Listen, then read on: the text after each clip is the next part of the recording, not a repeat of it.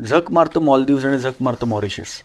जर आपण कोकण एक्सप्लोअर केलं आणि जर आपण कोकण अजून चांगला मार्केट करू शकलो, आउट ऑफ महाराष्ट्र मार्केट म्हणतोय मी, कारण अनेकांना माहिती नाही किंवा कमी कल्पना आहेत. काय सौंदर्य आहे, काय खाद्य संस्कृती आहे, काय माणसं आहेत, काय जागा आहे, म्हणजे आउटस्टँडिंग, म्हणजे पॅराडाईस. आणि व्हर्जिन जागा आहेत, अनएक्सप्लोर्ड जागा आहेत, कॉस्ट इफेक्टिव्ह जागा आहेत.